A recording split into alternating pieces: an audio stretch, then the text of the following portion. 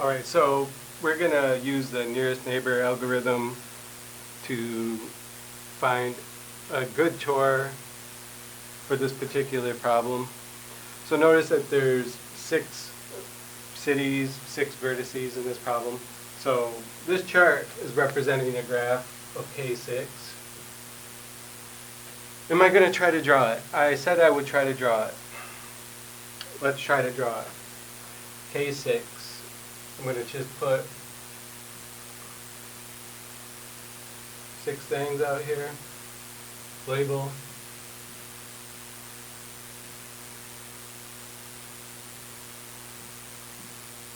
I'm going to try to draw it. You're going to see how bad it looks. Then you're going to see why for K6 and above we use charts instead of graphs. Now for K5 and below, a graph is fine. But you should know how to use a chart also to figure out the nearest neighbor route or tour. If you don't, if you look at a chart and you say, well, I know I just showed you how to use it in the last video, but if you have troubles, you could always draw it. But just note that if you get a chart that has 10 vertices, that's going to be really hard to draw. But if I gave you a chart with 5, then you could really just draw it. And if you're good at figuring out nearest neighbor by drawing it, then, you know, if you have a graph, then you can do it that way. Alright, let's draw this. So, first of all, before I label any of the sides, I'm going to just make the graph. You're going to see it's going to look really messy probably because there's so many edges.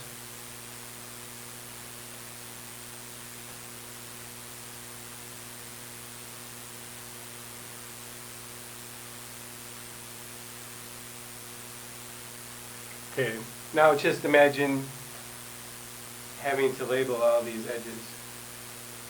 You'd have to, like, the edge that goes from C to A, where are you going to put the number? Right here?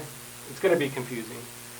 So that's why, now you can imagine for K7 that it would be even more confusing. K8, so it would get beyond confusing. Like I said, I think I've drawn up to K10, but I didn't label it. It would have been really hard to label. So that's why we use a chart instead. So let's figure out the nearest neighbor route. And let's actually do something different. Let's just start it from a different vertex. Let's start it from C. Maybe C stands for Cortland. We're in Cortland. A lot of you aren't anymore, but you were.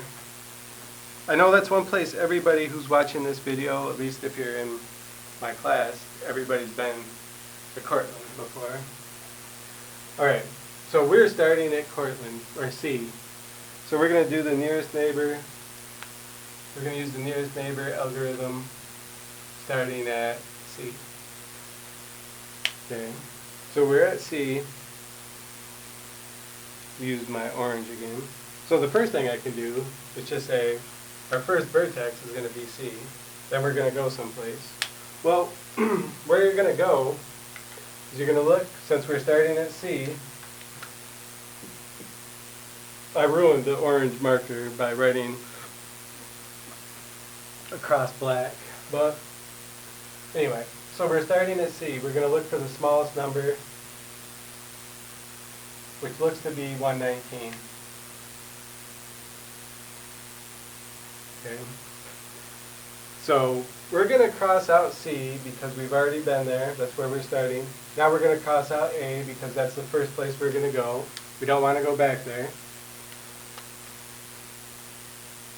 So please, if you're having problems, I think videos are actually better than being in class because you can pause it, go back if there's something you don't quite get, rewind, watch it again.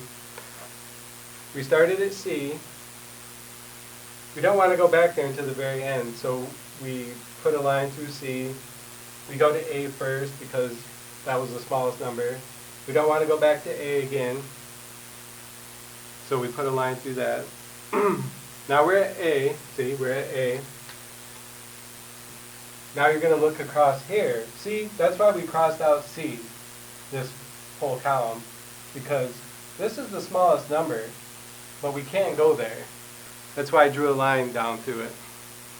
We can't go there because we've already been there, or that's where we started. We don't want to go back there until the end. So we look for the smallest number of the ones that aren't crossed out.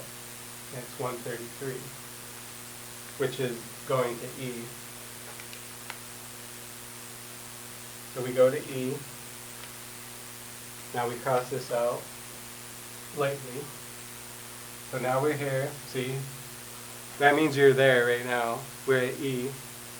You're going to look across this row, and the smallest number is 199, which goes to D.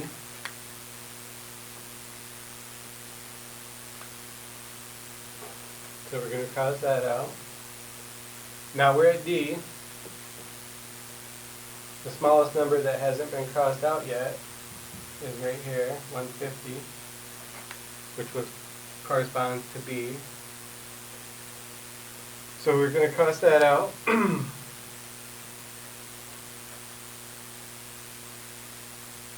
Now the only place we haven't been to, and you're going to notice that, is the only number that isn't crossed out is 404, because we haven't been to F yet. So now we go to F. So we've been every place. So now we just have to go back to C. Don't forget to go back to C. Okay, that's where we started. We're a traveling salesperson. We go back to where we start from. Okay, now we just have to actually calculate the weight of the tour. Okay. Remember, since we're in K6, there will be 6 numbers that we have to add up. So always remember that. K6, there will be 6 numbers. K5, there will be 5 numbers. K4, there will be 4 numbers to add up. K10, there will be 10 numbers to add up. This is important because a lot of people always wind up adding one less number. Like for K6, they might add up 5 numbers, and that's because they forget to go back to the beginning. So remember, if you're in K6, there's 6 numbers to add up. If you're in K5, there's 5 numbers to add up. Should be really easy to remember. That'll help you to avoid the mistake of forgetting to go back to the beginning. Let's add these up. Does this work? Red pen. So C to A was 119. You don't even have to look at this now, except for to get the numbers. We know we're going from C to A, so you look at that was 119. Then A to E was 133. E to D is 199.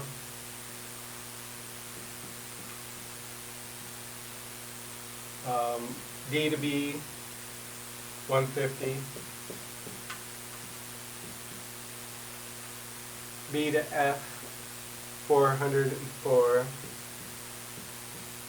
And then F to C, 332. So there's 1, 2, 3, 4, 5, 6 numbers. So I know I haven't forgotten anything. Now time to add them up.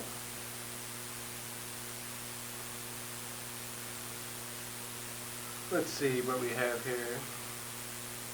119 plus 133 plus 199 plus 150 plus 404 plus 332 equals 1337.